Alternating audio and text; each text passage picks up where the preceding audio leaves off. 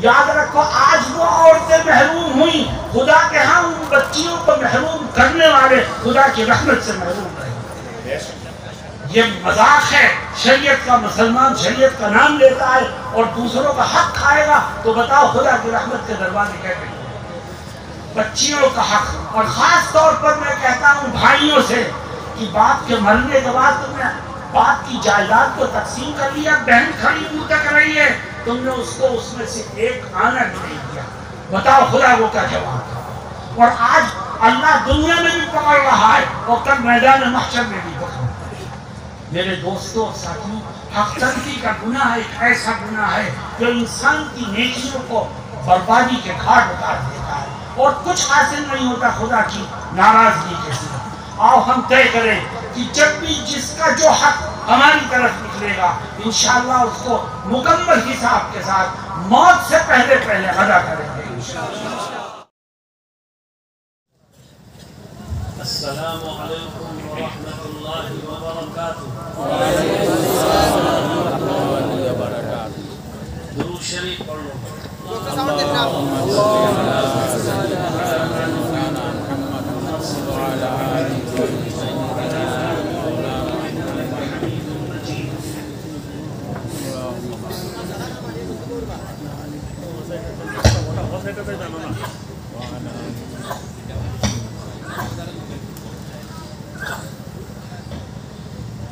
الحمد لله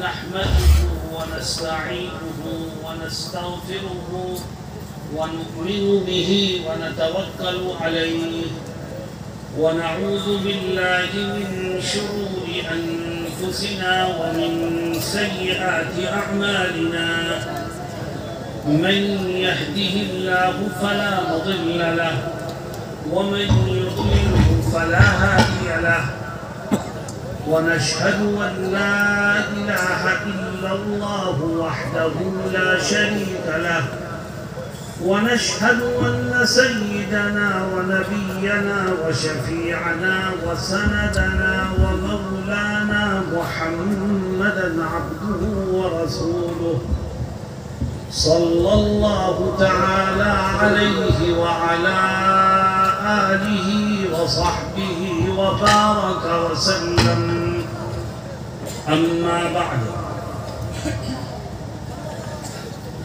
عن عبد الرحمن بن أبي قراد رضي الله عنه قال ذات يوم توضأ رسول الله صلى الله عليه وسلم فجعل أصحابه يتمسحون بوضوئه فقال رسول الله صلى الله عليه وسلم ما حملكم على هذا قالوا حب الله ورسوله قال رسول الله صلى الله عليه وسلم من سره أن يحب الله ورسوله أو يحبه الله ورسوله فليصدق حديثه إذا حدث وليؤد أمانته إذا اؤتمن وليحسن جار من جاوره أو كما قال صلى الله عليه وسلم۔ حضرات علماء کرام، معزز حاضرین، عزیز ساتھیوں اور اسٹیج پر بیٹھے ہوئے عزت مآب دوستوں، میں ایک لمبا سفر کر کے رکاوٹوں کو دور کرتے ہوئے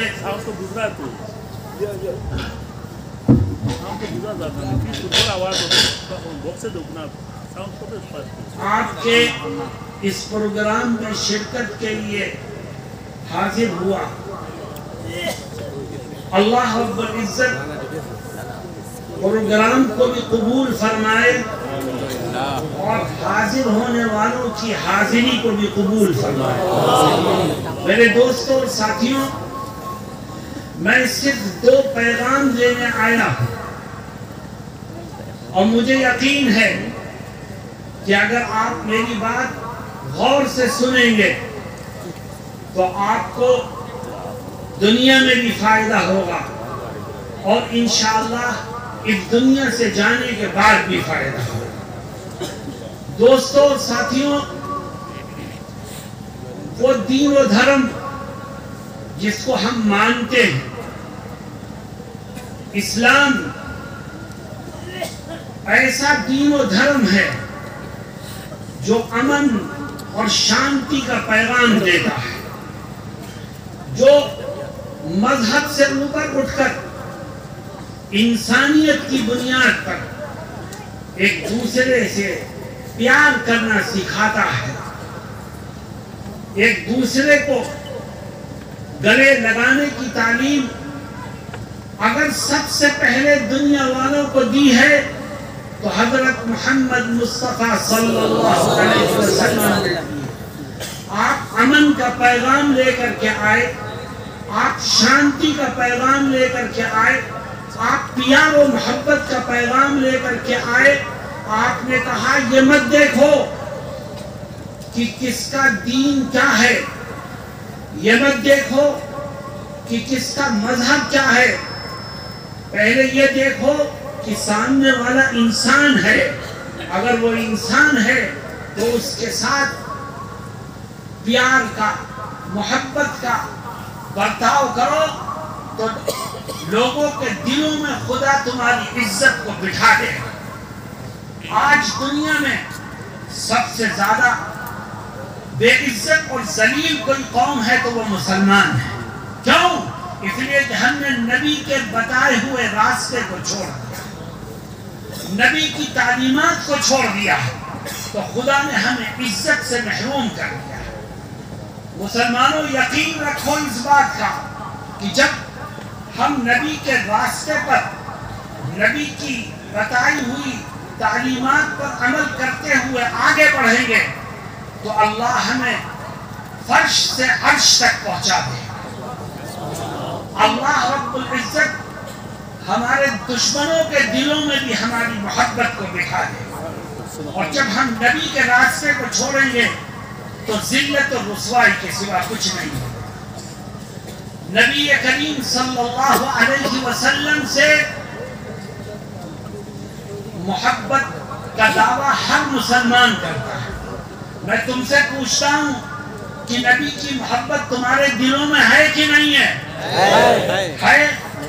آؤ ہم نبی سے محبت کا دعویٰ کرتے ہیں، نبی کریم صلی اللہ علیہ وسلم سے پیار کا دعویٰ کرتے ہیں، لیکن نبی سے محبت کرنے کا اور نبی سے پیار کرنے کا طریقہ کیا ہے یہ ہمیں نہیں معلوم۔ آؤ یہ طریقہ نبی سے پوچھتے ہیں کہ اے آقا، آپ سے پیار کرنے کا کیا طریقہ ہے؟ جو طریقہ نبی بتائیں کیا اس سے بہتر کوئی اور طریقہ ہو سکتا ہے؟ دیکھو آقا اپنے سے محبت کرنے کا طریقہ بتاتا ہے۔ میں نے ایک روایت پڑھی ہے، وہ عجیب و غریب روایت ہے۔ ایک صحابی ہیں حضرت عبد الرحمن ابن ابی قراد رضی اللہ عنہ، فرماتے ہیں کہ ایک دن میں نبی کریم صلی اللہ علیہ وسلم کی خدمت میں حاضر ہوا، ان کے پاس گیا تو میں نے دیکھا کہ آقا وضو فرما رہے ہیں اور چاروں طرف آپ کے صحابہ آپ کو گھیرے ہوئے کھڑے ہیں۔ آقا نے کلی کی، چہرہ دھویا، اپنا ہاتھ دھویا، اپنے پیر دھوئے، لیکن جو صحابہ آپ کے پاس کھڑے تھے وہ کیا کر رہے تھے؟ جب آپ منہ دھوتے تو منہ سے لگ کر کے جو پانی نیچے گرتا، یہ پاس کھڑے ہوئے لوگ آگے بڑھ کے اس پانی کو اپنے ہاتھوں پر لے لیتے۔ پیر دھوتے وقت جو پانی نیچے گرتا یہ لوگ اپنے ہاتھوں پر لے لیتے، اور جو نبی کے وضو کا پانی ہاتھوں پر لگتا کوئی اس کو اپنی آنکھ سے لگا لیتا، کوئی اس کو اپنے سر پر پھیر لیتا، کوئی اس کو اپنے جسم پر مل لیتا، اور ہر ایک کا یہ ماننا تھا کہ نبی کے وضو کے پانی سے زیادہ مقدس اور بابرکت کوئی پانی ہو نہیں سکتا۔ اس لیے اس پانی کا ایک قطرہ صحابہ کرام نے زمین پر نہیں گرنے دیا۔ عبد الرحمن ابن ابی قراد رضی اللہ عنہ فرماتے ہیں کہ میں یہ منظر دیکھتا رہا کہ آقا وضو کر رہے ہیں اور وضو کا پانی نیچے نہیں گر رہا ہے، آپ کے صحابہ ہاتھوں میں لے کر کے اس کو اپنے چہرے پر مل رہے ہیں، اپنے جسم پر مل رہے ہیں، اپنی آنکھوں سے لگا رہے ہیں۔ نبی کریم صلی اللہ علیہ وسلم نے پورا وضو کر لیا، کسی کو منع نہیں کیا۔ جب آپ وضو سے فارغ ہو گئے تو فرمانے لگے ما حملکم علی ھذا، اے میرے صحابہ تم نے میرے وضو کے پانی کو ہاتھوں پر لے کے کبھی آنکھوں سے لگایا، کبھی چہرے پر ملا، کبھی جسم پر پھیر لیا، یہ بتاؤ کہ ما حملکم علی ھذا، تم نے میرے وضو کے پانی کے ساتھ یہ برتاؤ کیوں کیا، یہ عمل کیوں کیا؟ تو صحابہ نے سادہ سا جواب دیا اور فرمایا حب اللہ و رسولہ، اے اللہ کے نبی ہم نے آپ کے وضو کے پانی کو زمین پر نہیں گرنے دیا، ہاتھوں پر لے کے آنکھوں سے لگایا، سر پر ملا، چہرے پر پھیر لیا، صرف اس لیے تاکہ دنیا والوں کو یہ بتا سکے کہ ہم اللہ سے اور اس کے رسول سے سچی محبت رکھتے ہیں، اس کے سوا ہمارا کوئی مقصد نہیں تھا، ہم تو محبت کے اظہار میں ایسا کر رہے ہیں۔ میرے دوستو اب سنو، حضرت محمد مصطفیٰ صلی اللہ علیہ وسلم فرماتے ہیں کہ اے میرے صحابہ اگر تم مجھ سے محبت کرنا چاہتے ہیں تو آؤ محبت کرنے کا طریقہ میں تم کو سکھاتا ہوں۔ اے آقا آپ سے محبت کرنے کا صحیح طریقہ کیا ہو سکتا ہے؟ مسلمانوں سنو ایک ایک چیز اور دیکھو اس میں پیغام بھی چھپا ہوا ہے اور اس میں تربیت بھی موجود ہے۔ آقا کیا کہتے ہیں؟ فرماتے ہیں کہ جو مجھ سے محبت کرنا چاہتا ہے اس کو اپنے اندر 3 خوبیاں پیدا کرنی چاہیے۔ جس نے یہ 3 خوبیاں پیدا کر لی وہ مجھ سے محبت کرنے والوں میں شامل ہو جائے۔ ابھی آپ نے کہا کہ ہم نبی کریم علیہ السلام سے محبت کرتے ہیں، کیوں بھائی کرتے ہو نہیں کرتے؟ دیکھو نبی طریقہ بتاتے ہیں، فرماتے 3 خوبیاں اپنے اندر پیدا کر لو، مجھ سے محبت کرنے والے بن جاؤ۔ ہم میں سے ہر ایک کو اپنے سینے میں نظر ڈالنی چاہیے اور اپنے دامن میں جھانکنا چاہیے کہ یہ 3 خوبیاں ہمارے اندر ہیں کہ نہیں ہیں۔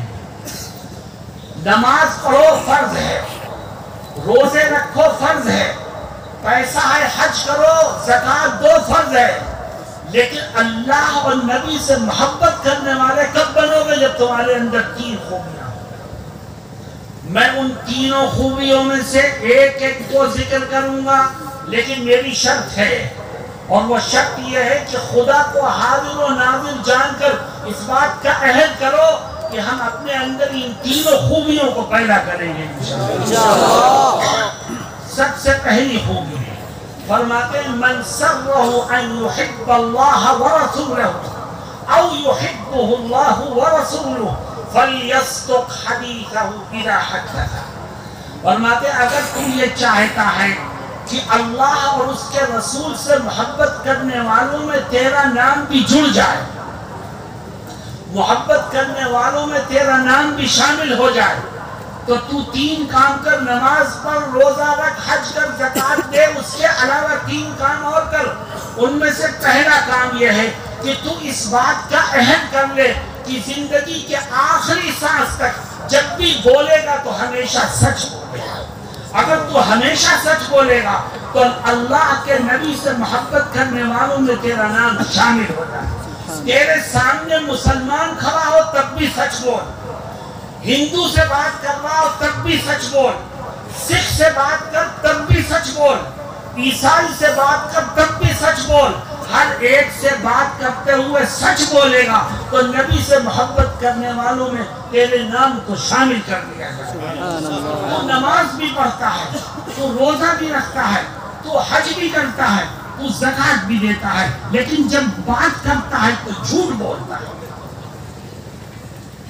اپنوں سے بھی جھوٹ بولتا ہے، غیروں سے بھی جھوٹ بولتا ہے، تو یاد رکھ کبھی لوگوں کے دلوں میں تیری محبت اور تیری عظمت نہیں بیٹھ سکتی۔ میں تم سے پوچھتا ہوں مسلمانوں، اگر ہم ہندو سے، سکھ سے، عیسائی سے ہمیشہ سچ بولنے کی کوشش کریں تو بتاؤ لوگوں کے دلوں میں ہماری محبت بیٹھے گی کہ نہیں بیٹھے گی؟ بولو بھائی، اور اسلام کا سر بلند ہوگا کہ نہیں ہوگا؟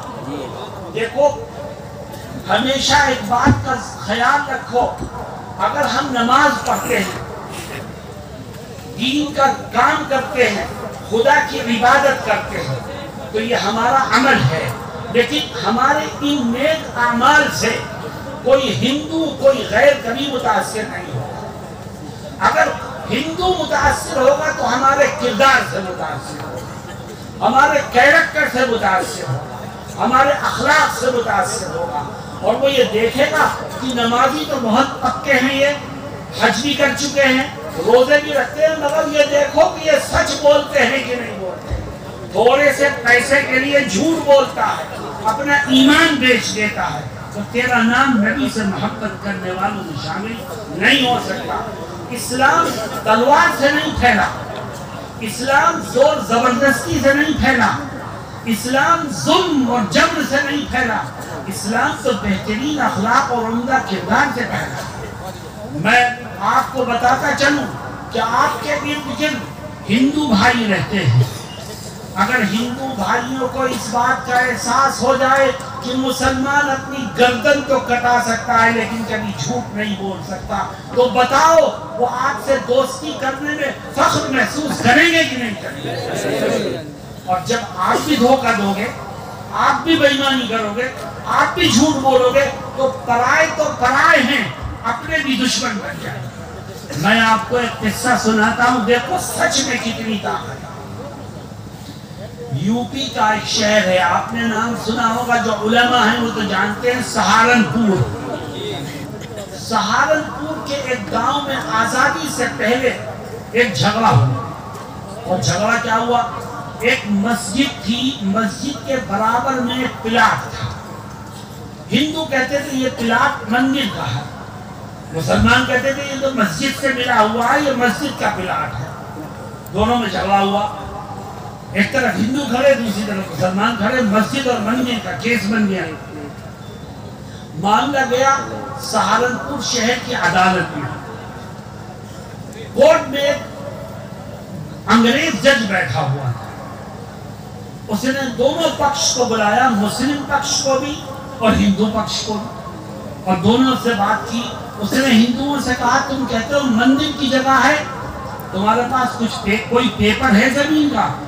تو وہ کہتے ہیں پیپر کچھ نہیں ہے مگر زمین مندر کی ہے۔ مسلمانوں سے پوچھا تم کیا کہتے ہیں؟ کہنے لگے صاحب میری تو مسجد کی جگہ ہے، مسجد سے بالکل ملی نہیں ہے۔ تو جج نے پوچھا تمہارے پاس کوئی پیپر ہے جگہ کا؟ تو پیپر ہمارے پاس بھی نہیں ہے لیکن جگہ مسجد کی ہے۔ اب وہ بہت پریشان ہوا کہ فیصلہ کیا ہو؟ ہندو کہتے ہیں جگہ مندر کی ہے، پیپر ان کے پاس بھی نہیں، مسلمان کہتے ہیں جگہ مسجد کی ہے، پیپر ان کے پاس بھی نہیں۔ وہ بہت پریشان بیٹھا تھا، تو ہندو بولے، دیکھو ہندو بولے مسلمان نہیں، ہندو بولے کہ صاحب گاؤں کی فلاں مسجد میں ایک مولانا صاحب رہتے ہیں، بہت بوڑھے آدمی ہیں، وہ گاؤں کی زمینوں سے خوب واقف ہیں، آپ ان کو بلا لو اور وہ جو کہیں گے ہم ان کی بات کو مانیں۔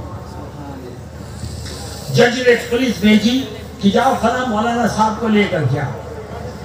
مولانا صاحب نے کہہ دیا میں نہیں جاؤں گا، کیونکہ میں نے قسم کھا رکھی ہے کہ میں کسی انگریز کا چہرہ نہیں دیکھوں، اس لیے جا کے کہہ دو جج سے میں نہیں آ سکتا۔ وہ جج سمجھدار تھا، اس نے کہا کہ نہیں مولانا صاحب کے پاس جاؤ پھر، اور ان سے کہو کہ آپ کے آئے بغیر مسئلہ حل نہیں ہوگا، آپ جب میرے چیمبر میں آئیے گا تو پیٹھ میری طرف کر لیجئے گا، منہ دوسری طرف کر لیجئے گا، تو آپ کی نظر میرے اوپر نہیں پڑے گی لیکن مسئلہ حل ہو جائے گا۔ تو مولانا صاحب نے یہ شرط مان لی، مولانا تشریف لائے، سننے کی بات ہے، دیکھو سچائی میں کتنی قوت ہوتی ہے۔ مولانا تشریف لائے اور انگریز جج کی طرف پیٹ کر کے کھڑے ہو گئے۔ اس نے پوچھا مولانا آپ کے گاؤں کی فلاں مسجد ہے، کہاں جانتا ہوں، مسجد کے برابر میں ایک پلاٹ ہے، اس پر جھگڑا ہے، مندر ہندو کہتے ہیں مندر کا ہے، مسلمان کہتے ہیں مسجد کا ہے، آپ کیا کہتے ہیں؟ آپ کے کہنے پر فیصلہ ہے۔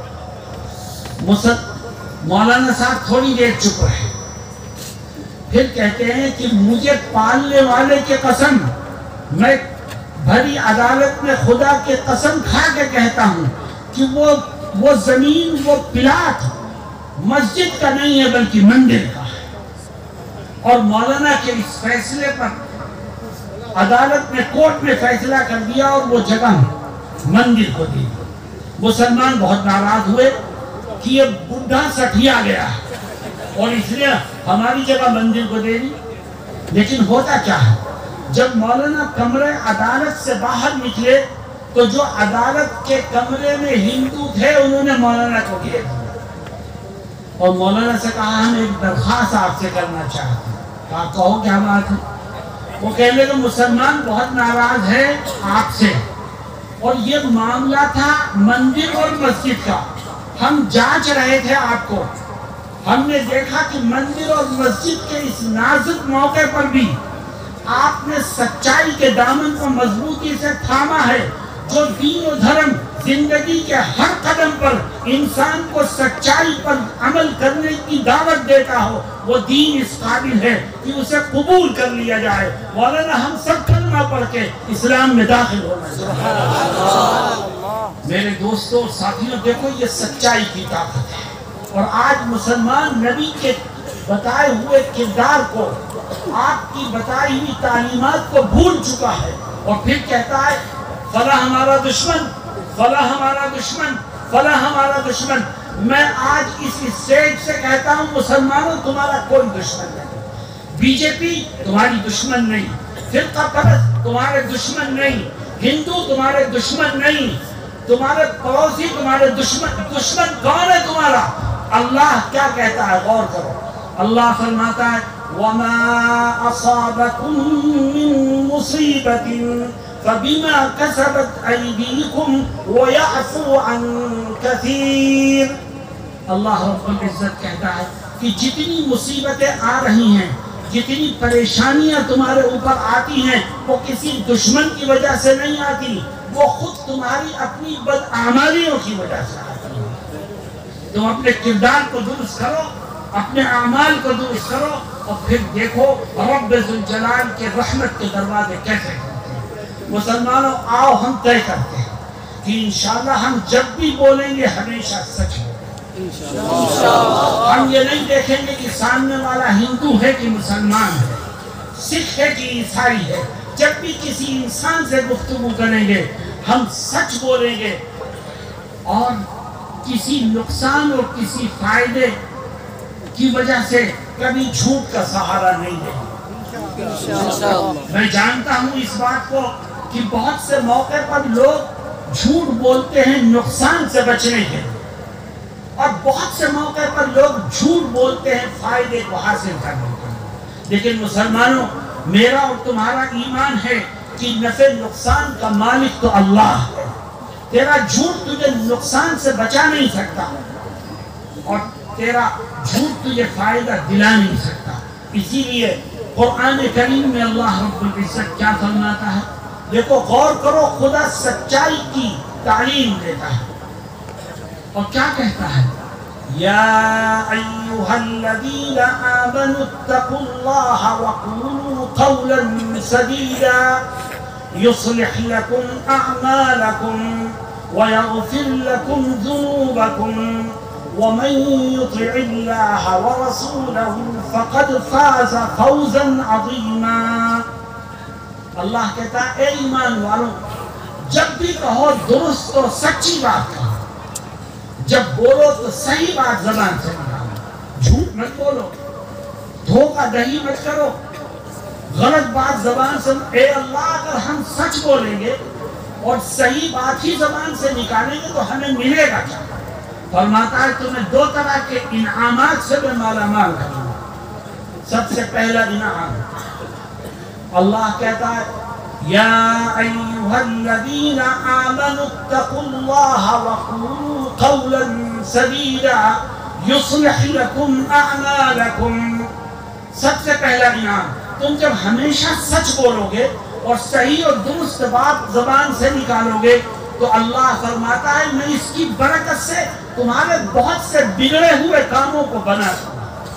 یصلح لکم اعمالکم، اور سچائی کی برکت سے کیا کہتا ہے دوسرا انعام، وَيَغْفِرْ لَكُمْ ذُنُوبَكُمْ، اور جب تم ہمیشہ سچ بولو گے اور صحیح بات زبان سے نکالنے کی کوشش کرو گے تو میں اس کی برکت سے تمہارے بہت سے گناہوں کو معاف کر دوں۔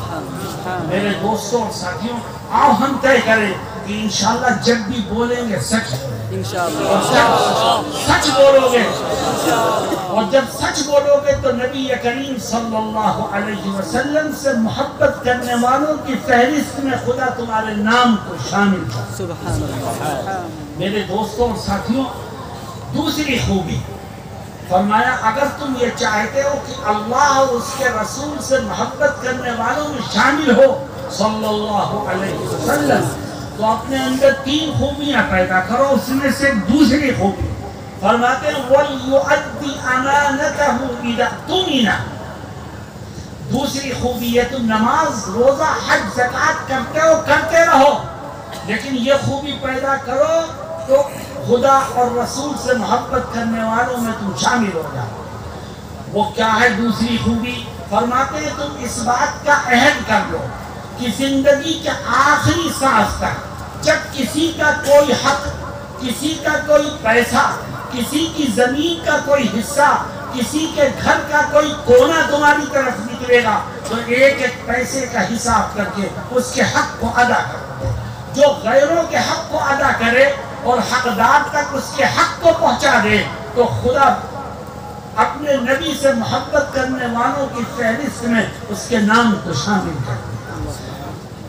کس کا حق تمہاری طرف نکل رہا ہے؟ یاد رکھو حق حق ہے، چاہے ہندو کا ہو چاہے مسلمان کا ہو، چاہے سکھ کا ہو چاہے عیسائی کا ہو۔ میں آپ سے پوچھتا ہوں کہ اگر آج مسلمان ہندوؤں کا حق ادا کرنے کے لیے کھڑا ہو جائے اور جس ہندو کا حق نکلتا ہو اس کو ادا کر دے تو بتاؤ ہندوؤں کے دلوں میں محبت پیدا ہوگی کہ نہیں ہوگی؟ اور جب ہم حق لوگوں کا دبائیں گے، حق تلفی کریں گے اور حق ماریں گے تو ہندو کیا ہمارے اپنے بھی ہمارے دشمن ہوتے ہیں۔ میرے دوستوں اور ساتھیوں، آج حق تلفی کا گناہ مسلمانوں میں عام ہوتا جا رہا ہے اور پھر روتا ہے مسلمان کہ دشمن ہمیں برباد کر رہے ہیں۔ یاد رکھو جب اللہ اور اس کے نبی کی تعلیمات کو ہم چھوڑیں گے تو اللہ اپنے دشمنوں کو ہمارے اوپر مسلط کر دے گا۔ فرمایا وَلْيُؤَدِّ أَمَانَتَهُ إِذَا اؤْتُمِنَ، جس کا بھی جو حق، جو پیسہ، جو زمین تیری طرف نکلتی ہے تو اس کو ادا کر دے تو نبی سے محبت کرنے والوں میں تو شامل ہو جائے۔ میرے دوستوں اور ساتھیوں، ایک شخص نماز بہت پڑھتا ہے، ہر سال حج کرنے جاتا ہے، حافظ ہے، دیندار مانا جاتا ہے، لیکن وہ حق ادا کرنے میں کوتاہی کرتا ہے، بھائیوں کا حق نہیں ادا کر رہا، بہنوں کا حق دبائے بیٹھا ہے، ہندوؤں کا حق، پڑوسیوں کا حق، سکھوں عیسائیوں کا حق دینے میں کوتاہی کر رہا ہے۔ یاد رکھو ایسے شخص کی کوئی نیکی کل میدان محشر میں اس کو خدا سے بچانے میں کام نہیں آئے گی، خدا کی پکڑ سے اس کی کوئی نیکی اسے بچا نہیں سکے۔ اللہ رب العزت کسی انسان کے حق کو مارنے والے کو کبھی معاف نہیں کرے گا۔ حدیث شریف میں یہ فرمایا گیا ہے کہ اگر کوئی شخص اللہ کا حق مار کے دنیا سے جائے گا تو اللہ کہتا ہے میں بڑا ارحم الراحمین ہوں، میں بڑا معاف کرنے والا ہوں، تو نے میرا حق مارا ہے میں تجھے معاف کر سکتا ہوں۔ لیکن جب کوئی کسی بندے کا حق مار کے جاتا ہے تو خدا کہتا ہے تو نے میرا حق نہیں مارا، میرے بندے کا حق مارا ہے، اس لیے میرے ہاں تیرے لیے معافی کا کوئی خانہ نہیں۔ میرے دوستوں اور ساتھیوں، آج مسلمان اپنے خراب کردار کی وجہ سے لوگوں کی آنکھوں میں اور لوگوں کی نظروں سے گر چکا ہے۔ ساری دنیا میں امت ذلیل و خوار ہے صرف اپنے خراب کردار اور نبی کی تعلیمات کو چھوڑنے کی وجہ سے۔ آؤ ہم طے کریں کہ زندگی کے آخری سانس تک جب بھی کسی کا کوئی حق ہماری طرف نکلے گا ہم اس کو ایک ایک پیسے کا حساب کر کے انشاءاللہ ادا کریں گے۔ میرے دوستوں میں ایک واقعہ سناتا ہوں۔ دیکھو اللہ کے نبی کی تعلیمات اور اللہ کی تعلیمات دونوں ایک جیسی ہیں۔ علماء جانتے ہیں کہ قرآن کریم متن ہے اور حدیث اس کی شرح ہے۔ ایسا نہیں ہے کہ حدیث میں قرآن کے علاوہ کچھ اور ہے، نہیں، جو اللہ نے فرما دیا ہے نبی نے بھی اسی کی تشریح کی ہے، اس کے علاوہ کچھ نہیں ہے حدیث۔ اللہ رب العزت کیا کہتا ہے؟ فرماتا ہے ان اللہ یأمرکم ان تؤدوا الامانات الى اہلها۔ اللہ تم کو حکم دیتا ہے کہ جس کا جو حق اور جو امانت تمہارے پاس ہے اس کی امانت کو ادا کرو۔ میرے دوستو، اس آیت کے اس ٹکڑے کے نزول کا ایک واقعہ محدثین مفسرین نے ذکر کیا۔ میں اس واقعے کو ذکر کر کے آپ کو یہ بتانا چاہتا ہوں کہ خدا آسمانوں سے اپنے نبی کو یہی تعلیم دے رہا ہے کہ جس کا حق ہے ادا کر دو، چاہے وہ حق ہندو کا ہو چاہے مسلمان کا۔ سامنے والے کا دین و دھرم کچھ بھی ہو، اس کا حق ہے، اس کو دیجیے۔ واقعہ کیا ہے؟ غور سے سنو، دیکھو اللہ کی تعلیمات۔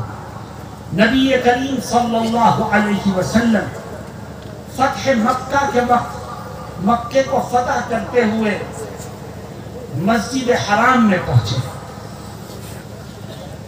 مسجد حرام میں پہنچ کر کے آپ نے فرمایا کعبۃ اللہ کو کھولو، تو پتہ چلا کعبۃ اللہ کے دروازے پر تالا پڑا ہوا۔ آپ نے فرمایا اس کی چابی عثمان ابن طلحہ کے پاس ہے۔ عثمان ابن طلحہ اس وقت تک اسلام نہیں لائے تھے، کافر تھے۔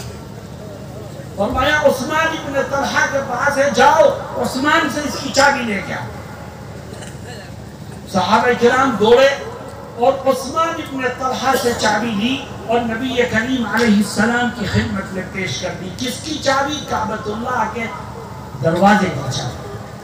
اللہ کے نبی علیہ السلام ہاتھ میں لیے ہیں چابی۔ آپ کے پاس ابو بکر بھی ہیں، وہ چاہتے ہیں یہ چابی مجھے مل جائے۔ عمر بھی ہیں، وہ چاہتے ہیں چابی مجھے مل جائے۔ علی بھی ہیں، وہ چاہتے ہیں چابی مجھے مل جائے۔ عثمان غنی بھی ہیں، وہ چاہتے ہیں چابی مجھے مل جائے۔ لیکن اللہ کے نبی سوچ رہے ہیں چابی کس کو دوں۔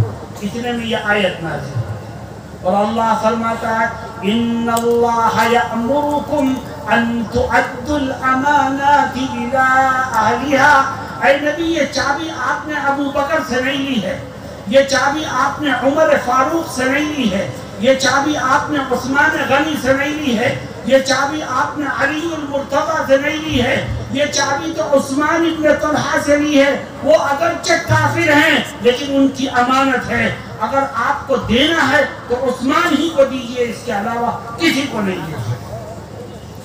دیکھو، امانت کسی اور تک نہیں پہنچ سکتی، امانت جس کا حق ہے اسی کو پہنچے۔ آپ نے فرمایا جاؤ عثمان ابن طلحہ کو بلاؤ۔ عثمان ابن طلحہ بہت ناراض تھے کہ ان سے کعبۃ اللہ کی چابی چھینی گئی تھی۔ آپ نے انہیں بلوایا اور کہا عثمان، یہ آیت نازل ہو گئی ہے، لو یہ چابی تمہارے پاس تھی، تمہارے ہی پاس رہے گی اور قیامت تک اب تمہارے خاندان سے یہ چابی کوئی نہیں لے سکتا۔ سبحان اللہ۔ عثمان بڑے خوش ہوئے اور عثمان خوشی میں اچھلنے لگے کہ لو چابی پھر مجھے واپس کر دی۔ جو دین و دھرم اور جو نبی امانت کو ادا کرنے میں اتنا محتاط ہو، وہ اس قابل ہے کہ اس کے دین کو قبول کر لیا جائے۔ اشہد ان لا الہ الا اللہ واشہد ان محمدا عبدہ ورسولہ۔ مسلمانوں، یہ طریقہ تھا اور یہ لائن تھی دین کو پھیلانے کی۔ آج ہم نے اپنے کردار کو، اپنے اخلاق کو، اپنی سوچ و فکر کو خراب کر لیا اور یہ سمجھتے ہیں کہ ساری دنیا ہماری دشمن ہو گئی۔ اگر لوگ ہمارے دشمن ہیں تو صرف اس لیے کہ ہم نے نبی کے بتائے ہوئے طریقوں پر عمل کرنا چھوڑ دیا۔ آؤ آج سے طے کریں کہ جب کسی کا کوئی حق ہماری طرف نکلے گا ہم اس کو پہلی فرصت میں ادا کریں گے انشاءاللہ۔ کسی کو شکایت کا موقع نہیں دیں گے، ہندو ہو مسلمان ہو، اپنا ہو پرایا ہو، کسی کو کبھی شکایت کا موقع دے کر کے اپنے نام اعمال میں گناہوں کو نہیں لکھوائیں گے۔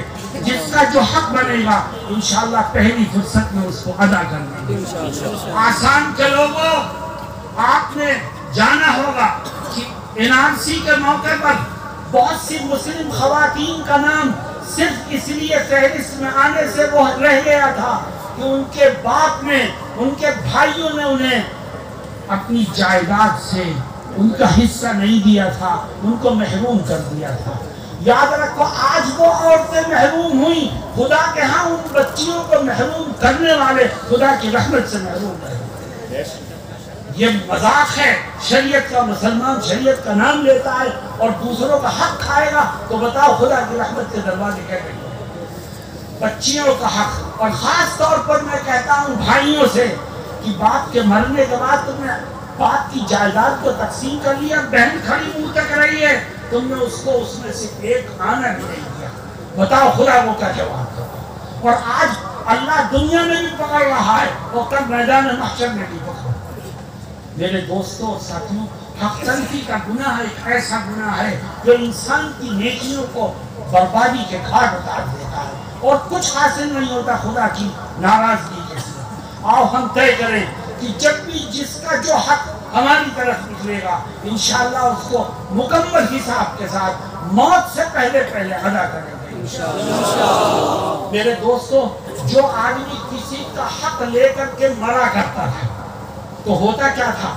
غور کرو، دیکھو، ایک ایک چیز میں رات بھر بیان کرتا رہا ہوں، تم سنتے رہو، لیکن میں یہ چاہتا ہوں تمہاری عقل، سوچ اور فکر کو صحیح راہ دکھا۔ نبی کریم صلی اللہ علیہ وسلم کے زمانے میں جب کسی کی موت ہو جاتی تو لوگ اپنے مرنے والے کا جنازہ لے کر کے مسجد نبوی میں آتے اور ہر ایک یہ چاہتا کہ آقا میرے اس رشتہ دار کی نماز جنازہ پڑھا۔ کیوں؟ صحابہ کو یقین تھا کہ جس کی نماز جنازہ محمد الرسول اللہ صلی اللہ علیہ وسلم پڑھا دیں گے خدا اس کی مغفرت فرمائے گا۔ لیکن آقا کیا کرتے تھے؟ آگے بڑھتے تھے اور نماز پڑھانے سے پہلے پوچھتے اس مرنے والے کی گردن پر کسی کا حق تو نہیں ہے؟ اگر پتہ چلتا کہ یہ کسی کا حق اپنی گردن پر لے کر کے گیا ہے تو آپ پیچھے ہٹ جاتے، فرماتے میں اس کی نماز نہ پڑھوں گا نہ پڑھاؤں گا۔ صلو علی صاحبکم، تم اپنے ساتھی کی نماز جنازہ پڑھو، اس کو دفن کرو۔ کیا مطلب؟ آقا نے نماز پڑھانے سے انکار کر دیا، گویا مغفرت کے دروازے جو بند ہیں وہ کبھی نہیں کھلیں گے، اور رحمت جو خدا کی روٹھی ہے اس سے یاد رکھو اس کو منانے میں یہ کبھی کامیاب نہیں ہوگا۔ نبی نے نماز پڑھانے سے انکار کر دیا، گویا اس کے لیے مغفرت کے دروازے بند ہو گئے اور نجات کی راہیں نہیں کھلیں گی۔ اس لیے میرے دوستوں اور ساتھیوں، آؤ ہم طے کریں کہ جس کا جو حق ہماری طرف نکلے گا انشاءاللہ اس کو پہلی فرصت میں ادا کریں۔ تیسری خوبی، نبی کریم صلی اللہ علیہ وسلم فرماتے ہیں کہ اگر تم مجھ سے محبت کرنے والے بننا چاہتے ہو تو اپنے اندر 3 خوبیاں پیدا کرو۔ نیکیاں، نماز، روزہ، حج، زکوٰۃ تو کرتے رہو، لیکن اس کے ساتھ ساتھ 3 خوبیاں پیدا کرو۔ پہلی خوبی یہ کہ جب بھی بولو تو سچ بولو۔ دوسری خوبی یہ کہ جب کسی کا کوئی حق تمہاری طرف نکلے تو اس کو پورے حساب سے ادا کرو۔ اور تیسری خوبی کیا؟ وَلْيُحْسِنْ جَارَ مَنْ جَاوَرَهُ، فرماتے تو نماز بھی پڑھ، روزہ بھی رکھ، حج بھی کر، زکوٰۃ بھی دے، لیکن اپنے اندر ایک تیسری خوبی پیدا کر۔ وہ تیسری خوبی یہ ہے کہ جس کا دروازہ تیرے دروازے سے ملا ہے، جس کی دیوار تیری دیوار سے ملی ہے، وہ تیرا پڑوسی ہے۔ اگر تو نبی سے محبت کرنے والا بننا چاہتا ہے تو یہ عہد کر لے کہ زندگی کے آخری سانس تک اپنی زبان سے، اپنے ہاتھ سے، اپنے عمل سے، اپنے کردار سے کبھی اپنے پڑوسی کے دل کو ٹھیس نہیں پہنچانا۔ مسلمانوں، تمہارا پڑوسی مسلمان بھی ہو سکتا ہے، تمہارا پڑوسی ہندو بھی ہو سکتا ہے، تمہارا پڑوسی عیسائی بھی ہو سکتا ہے، تمہارا پڑوسی سکھ بھی ہو سکتا ہے۔ نبی دین و دھرم کا تذکرہ نہیں کرتے، صرف یہ فرماتے ہیں جس کی دیوار تیری دیوار سے ملی ہے، جس کا دروازہ تیرے دروازے کے قریب ہے، وہ تیرا پڑوسی ہے، چاہے اس کا دین و دھرم کچھ بھی ہو، چاہے اس کا رنگ و نسل کچھ بھی ہو، چاہے اس کی زبان کچھ بھی ہو، چاہے اس کی قومیت اور برادری کچھ بھی ہو، وہ تیرا پڑوسی ہے۔ اور اگر تو نبی سے محبت کرنے والا بننا چاہتا ہے تو اپنے اس پڑوسی کے ساتھ حسن سلوک کر۔ مسلمانوں، آج ہمارے آس پاس بسنے والے ہمارے ہندو بھائی ہم سے ناراض ہیں، کیوں؟ ہم نے پڑوسیوں کے حقوق کو ادا کرنا چھوڑ دیا۔ ہم کیا دیکھتے ہیں؟ اگر کسی پڑوسی سے ہمارا جھگڑا ہے تو ہم یہ سوچتے ہیں کہ یہ ہمارے ہاں نہیں آتا تو ہم بھی اس کے ہاں نہیں جاتے، یہ ہم سے نہیں بولتا ہم بھی نہیں بولتے، یہ ہماری مدد نہیں کرتا ہم بھی نہیں کرتے۔ لیکن یاد رکھو، اگر وہ گناہ کر رہا ہے تو ہمارے لیے گناہ کرنا کیسے جائز ہو سکتا ہے؟ وہ اگر نہیں آ رہا ہے خدا کے ہاں اس کی پکڑ ہوگی، وہ اگر ہمارے ساتھ حسن سلوک نہیں کر رہا ہے خدا کے ہاں اس کی پکڑ ہوگی۔ لیکن ہمارے لیے اس کی وجہ سے حسن سلوک کو چھوڑنا اور اس کے حقوق کو پامال کرنا کیسے جائز ہو سکتا ہے؟ میرے دوستوں اور ساتھیوں، آج مسلمان اپنے پڑوسی کی اگر مدد کرنے والا بن جائے تو یاد رکھو بہت سے اختلافات خود بخود ختم ہو جائیں۔ ابھی امریکہ اور برطانیہ سے میرے پاس 2 فون آئے، میں وہ آپ کو بتانا چاہتا ہوں۔ ایک فون برطانیہ سے آیا اور ایک امریکہ کے کسی شہر سے آیا، اور دونوں نے ایک ہی بات کہی کہ صاحب یہ کرونا پھیل رہا تھا، ہمارے پڑوس میں عیسائی تھے، ان میں سے کسی ایک کا انتقال ہو گیا کرونا میں، تو گھر کے لوگ گھر میں تالا لگا کر کے اس کی ڈیڈ باڈی کو گھر کے اندر چھوڑ کر بھاگ گئے، کوئی قریب نہیں گیا۔ ہمیں پتہ چلا، مسلمانوں نے کہا ہمیں پتہ چلا، تو ہم نے جا کر کے تالا توڑا، اس کو وہاں سے نکالا اور گورنمنٹ کو اطلاع کی، اور پھر اس کی ڈیڈ باڈی کو لے کر کے قبرستان گئے اور بہت عزت کے ساتھ ان کے طریقے کے مطابق ڈیڈ باڈی کو دفن کر دیا۔ اس کا اثر کیا ہوا دیکھو، کہتے ہم نے صرف یہ ایسا اس لیے کیا کہ وہ ہمارے پڑوسی تھے۔ ان کے گھر والوں کو جب پتہ چلا کہ مسلمان پڑوسیوں نے یہ کیا ہے تو وہ ہمارے پاس اگلے دن آئے اور کہنے لگے کہ ہم تو ڈر کے مارے بھاگ گئے تھے، لیکن آپ لوگوں نے انسانیت کا جو ثبوت دیا ہے، ہمارے پاس الفاظ نہیں ہیں کہ ہم آپ کا شکریہ کیسے ادا کریں۔ میں نے کہا پھر آپ لوگوں نے کیا جواب دیا؟ تو وہ کہتے ہم نے یہ جواب دیا کہ ہم نے کچھ نہیں کیا، یہ تو ہمارے آقا نے ہمیں پڑوسیوں کے حقوق سکھائے ہیں، ہم نے ان پر عمل کیا ہے، اس میں ہمارا کوئی کمال نہیں ہے۔ تو وہ عیسائی کیا کہنے لگے جن کے آقا، جن کے نبی ان کو یہ تعلیم دیتے ہوں، وہ لوگ اس قابل ہیں کہ ان کو اپنا آئیڈیل بنایا جائے۔ اے مسلمانوں، ہمیں بھی کلمہ پڑھا کر کے مذہب میں داخل کریں۔ دیکھو یہ پڑوسیوں کے حقوق ہیں، اور آج ہم اس کو بھلا چکے ہیں۔ اسی ہندوستان میں جب کوئی مسلمان اپنے مذہب پر عمل کرتے ہوئے اپنے کسی ہندو پڑوسی کے ساتھ مشکل میں، پریشانی میں، بیماری میں اسلامی تعلیمات پر عمل کرتے ہوئے اس سے اچھا سلوک کرتا ہے تو ہندوستان کے اخبارات میں بھی اس کا چرچا ہوتا ہے۔ اور تمہارے دل میں تو یہ ہو کہ چرچا ہو یا نہ ہو، سوشل میڈیا پہ آئے یا نہ آئے، مجھے تو اپنے نبی کی تعلیم پر عمل کرنا ہے۔ یاد رکھو خدا لوگوں کے دلوں میں خود بخود تمہارے لیے محبت کا جذبہ پیدا کرے، اور آج مسلمان اس کو بھول چکا ہے، اور ایسا لگتا ہے کہ ہم آزاد ہیں، جو چاہے کریں۔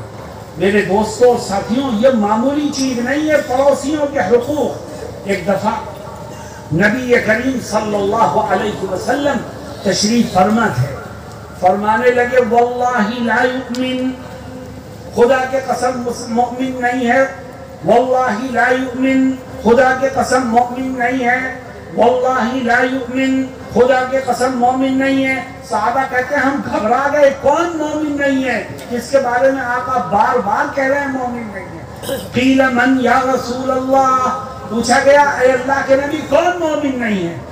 آپ نے فرمایا الذی لا یؤمن جارہ بوائقہ، فرمایا وہ شخص مومن نہیں ہے جس کی شرارتوں سے اس کا پڑوسی محفوظ نہ رہے، چاہے وہ ہندو پڑوسی ہو چاہے مسلمان پڑوسی۔ میرے دوستوں اور ساتھیوں، آؤ ہم طے کریں کہ انشاءاللہ ہم نبی کی ان تعلیمات پر عمل کریں گے اور پیغام امن کو عام کریں گے۔ اور یاد رکھو یہ ہندوستان کی سرزمین وہ سرزمین ہے کہ جس نے انقلاب کا دور دیکھا ہے۔ 7 سمندر پار سے آنے والا تن کا گورا من کا کالا انگریز جب ہندوستانیوں کو اپنا غلام بناتا ہے تو ہندوستانی اس کے مقابلے پر کھڑے ہوتے ہیں۔ ہندو، مسلمان، سکھ، عیسائی سب ایک پلیٹ فارم پر آتے ہیں، کیوں؟ انگریز سے آزادی حاصل کرنے کے لیے۔ حضرت شیخ الہند مولانا محمود حسن دیوبندی نے جمعیت علماء ہند کے پلیٹ فارم سے نعرہ لگایا کہ دیش کی آزادی کے لیے ہم ہندوؤں کو بھی ساتھ لیں گے، عیسائیوں کو بھی ساتھ لیں گے، سکھوں کو بھی ساتھ لیں گے، اور سب کو ساتھ لے کر انگریزوں کے مقابلے میں میدان میں آئیں گے۔ مسلمانوں اور ہندوستانیوں سنو، جب سب ایک جٹ ہو کر میدان میں آئے تو انگریز جیسی طاقت کو بھی ہندوستان سے بھاگنے پر مجبور ہونا پڑا۔ اگر ہم آپس میں لڑیں گے اور آپس میں ہمارا ایک دوسرے کے اختلاف ہوگا تو یاد رکھو کل بھی ہم غلام بنے تھے اور پھر آئندہ بھی ہم دوسری طاقتوں کے غلام بن جائیں گے۔ ہم آزاد ہیں، آزاد ہی رہنا چاہتے ہیں، اور اس ملک میں ہندو اور مسلمان کوئی چیز نہیں ہے، ہندوستانی ہے۔ آپ ملک سے باہر جاؤ، آپ کا پاسپورٹ انڈین ہے، آپ ہندو ہو یہ کوئی نہیں دیکھے گا، آپ مسلمان ہو یہ کوئی نہیں دیکھے گا، آپ سکھ ہو یہ کوئی نہیں دیکھے گا، آپ عیسائی ہو یہ کوئی نہیں، آپ کے پاس انڈین پاسپورٹ ہے، آپ انڈین ہو، چاہے آپ کا دین و دھرم کچھ بھی۔ میرے دوستوں اور ساتھیوں، آج کچھ طاقتیں ایسی ہیں ملک میں جو لڑاؤ اور حکومت کرو کی پالیسی پر عمل کر رہی ہیں اور انگریزوں کے راستے پر چلنے کی کوشش کر رہی ہیں۔ ہم نے مل کر کے انگریزوں کو دھکا دیا ہے جو لڑاؤ اور حکومت کرو کی پالیسی پر چل رہی ہیں، ہم ان طاقتوں کو بھی کبھی کامیاب نہیں ہو رہی ہیں۔ ہم ہندو، مسلمان، سکھ، عیسائی سب مل کر کے دیش کے امن کو، اس کی شانتی کو، اس کی یکجہتی کو برقرار رکھنے کے لیے ہر طرح کی قربانی دینے کو تیار ہے۔ تو بھائی اس کے لیے تیار ہو؟ اور دیکھو ہم اور تم مسلمان ہیں، ہمارے پاس آسمانی دین ہے، ہمارے پاس خدا کی تعلیمات ہیں۔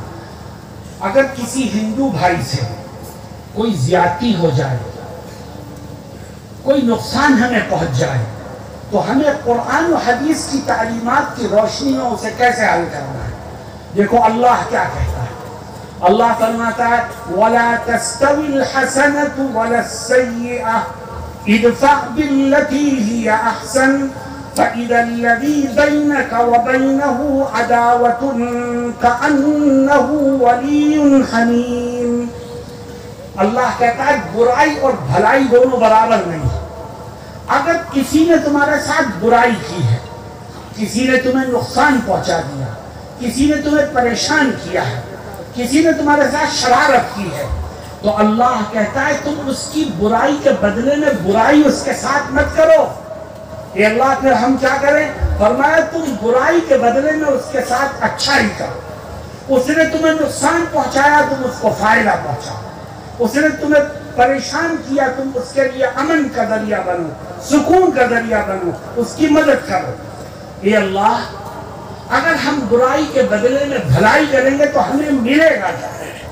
فرمایا فَإِذَا الَّذِي بَيْنَكَ وَبَيْنَهُ عَدَاوَةٌ كَأَنَّهُ وَلِيٌّ حَمِيمٌ، اگر تو برائی کے بدلے میں بھلائی کرے گا، ہندو بھائی کے ساتھ، اپنے پڑوسی کے ساتھ، اپنے پارٹنر کے ساتھ بدسلوکی کا جواب اچھے انداز سے دے گا تو خدا وعدہ کرتا ہے، کہتا ہے آج جو تیرا جانی دشمن بنا ہوا ہے میں کل اس کو تیرا جگری دوست بنا دوں گا۔ یہ تو اللہ کہہ رہا ہے، میں نہیں کہہ رہا۔ اور دیکھو وہ خدا جو انسان کے قلوب کا مالک ہے، انسان کے دل کو جدھر چاہے پھیر دے، جو آدمی دشمنی پر لگا ہوا ہے اللہ اس کے دل میں کب محبت ڈال دے کچھ پتا نہیں، اور اللہ کب دوستوں کو دشمن بنا دے کچھ پتا نہیں۔ اس لیے میرے دوستوں اور ساتھیوں، میں آپ سے درخواست کرتا ہوں کہ امن کے ساتھ، پیار کے ساتھ، محبت کے ساتھ ایک دوسرے کے کام آتے ہوئے اپنی زندگی کے صبح و شام کو گزارو اور نبی کی تعلیمات پر عمل کرو۔ جب بولو تو سچ بولو، جس کا جو حق نکلے اس کو ادا کر دو، پڑوسی کے ساتھ اچھا سلوک کرو، تمہارے علاقے کی ترقی خود بخود ہونا شروع ہو جائے گی۔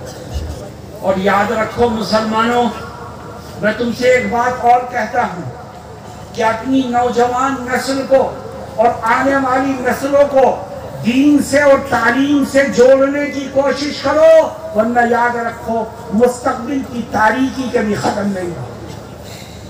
اگر تم نے تعلیم پر توجہ نہیں دی تو یہ آنے والی نسل کبھی بھی قوم و ملت کے لیے کامیاب ثابت نہیں ہوگی۔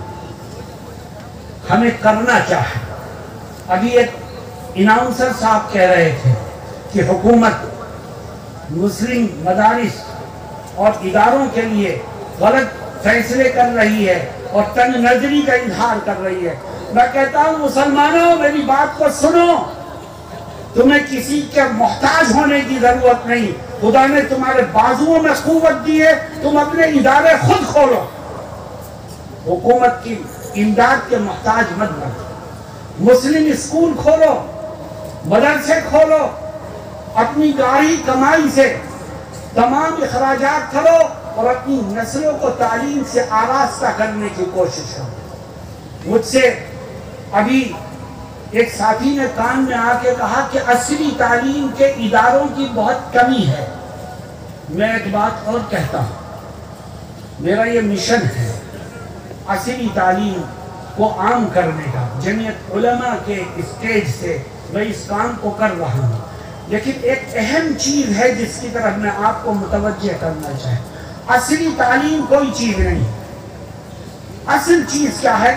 آپ اپنے بچے کو ڈاکٹر بنانا چاہتے ہو بناؤ، انجینئر بنانا چاہتے ہو بناؤ، سائنسداں بنانا چاہتے ہو بناؤ، کوئی اور بہتر سے بہتر ڈگری دینا چاہتے ہو دو، لیکن صرف ہماری ایک گزارش ہے کہ اس کو سب سے پہلے دیندار بنانے کی کوشش کرو۔ اگر وہ پکا سچا مسلمان ہے اور پھر ڈاکٹر ہے، پھر انجینئر ہے، پھر سائنسداں ہے، تو یاد رکھو وہ جہاں پر بھی جائے گا اپنے دین و دھرم کو ساتھ لے کے جائے گا۔ اس لیے مسلم اسکول، مسلم کالجز، مسلم یونیورسٹیز کھولو جہاں پر عصری تعلیم اسلامی ماحول میں دینے کا نظام ہے۔ اگر آپ نے مسلم اسکول کھولا، مسلم کالجز کھولے اور آپ کے ہاں کا ماحول وہی ہے جو غیروں کے اداروں کا ہے، غیروں کے اسکولوں کا ہے، جو غیروں کے کالجوں کا ہے، تو پھر آپ میں اور غیروں میں کیا فرق ہے؟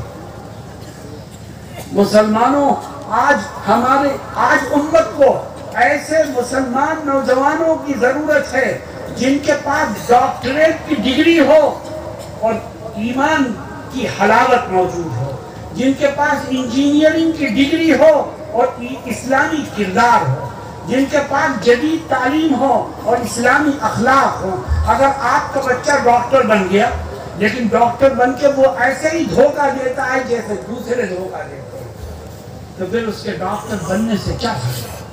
آپ کا بچہ انجینئر بن گیا اور ایسے ہی جھوٹ بولتا ہے جیسے دوسرے جھوٹ بولتے ہیں، ایسے ہی چونا لگاتا ہے جیسے دوسرے چونا لگاتے ہیں، تو اس کی تعلیم سے اس کو کوئی فائدہ نہیں ہوگا۔ اس لیے میرے دوستو، اصلی تعلیمی ادارے کھولو اور پڑھنے والے بچوں کی برین واشنگ کرو، تاکہ ان کو یہ پتہ چلے کہ ہم مسلمان ہیں اور ہمارا مذہب ہمیں کس طرح زندگی گزارنے کی تعلیم دیتا ہے۔ آپ نے نام سنا ہوگا ایک ملک کا ساؤتھ افریقہ، دبئی نام سنا ہے؟ میں 2 سال پہلے ساؤتھ افریقہ گیا،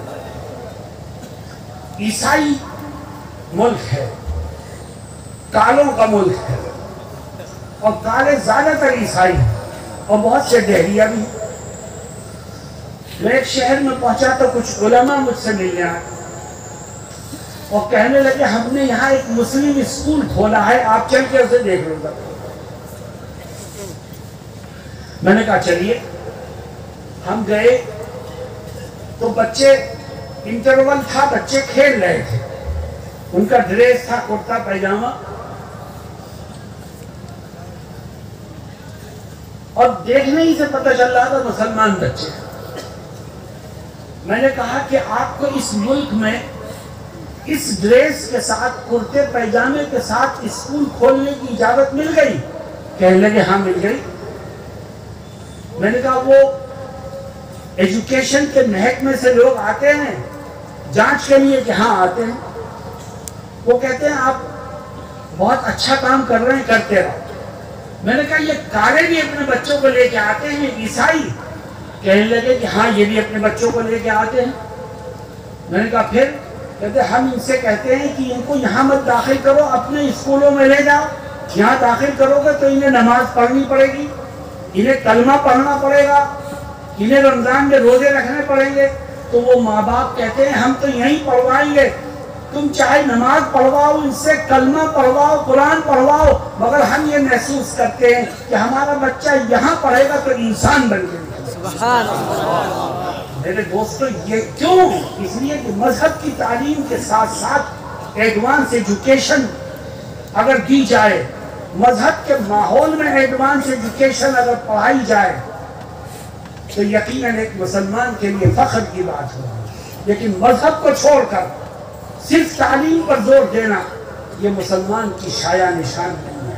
میں اپنے جوان ساتھیوں سے یہ اپیل کروں گا کہ آپ اپنے علاقے میں ایجوکیشن کو عام کرنے کے لیے مسلم اسکول، کالجز، یونیورسٹیز کو کھولنے کا پلان بنائیے، لیکن سب سے اہم چیز یہ ہے کہ اسلامی کلچر، اسلامی تہذیب اور اسلامی ماحول میں اگر ایڈوانس ایجوکیشن ہوگا تو قوم کو فائدہ پہنچے گا، ورنہ اس کا کوئی فائدہ نہیں ہوگا۔ میرے دوستوں اور ساتھیوں، میں مبارکباد دیتا ہوں ان ایڈوکیٹس کو، ان نوجوان ساتھیوں کو جنہوں نے اس بہترین پروگرام کو منعقد کیا، وہ مبارکباد کے مستحق ہیں۔ ان کا جذبہ بہت ایمانی جذبہ ہے۔ میں نے اس جذبے کو صرف صحیح رخ دینے کی کوشش کی۔ ان کا مذہب، ان کا جذبہ قابل قدر جذبہ ہے۔ مجھ سے کہا گیا کہ اس پروگرام میں شریک مت ہو۔ آپ کے اسی علاقے سے میرے پاس ٹیلی فون گئے کہ وہ مذہبی پروگرام نہیں ہے، وہ تو سیاسی پروگرام ہے، اس میں آپ آئیں گے تو اچھا نہیں ہوگا۔ لیکن میں نے معلومات کی اور مجھے ان جوانوں کے جذبات کا پتہ چلا، تو میں نے کہا میں ان کے جذبات کی قدر کرتے ہوئے ان کے حوصلے کو بڑھانے کے لیے ضرور جاؤں گا۔ اور میں آپ کی خدمت میں حاضر ہوں اور اللہ سے دعا کرتا ہوں کہ رب ذوالجلال مجھے اور آپ کو کہنے اور سننے سے زیادہ عمل کی توفیق سے مالا مال فرمائے۔ دوستو، مجھے معلوم ہوا ہے کہ یہاں ایک مسجد کی بنیاد بھی رکھی جا رہی ہے۔ کیوں بھائی ایسا ہے؟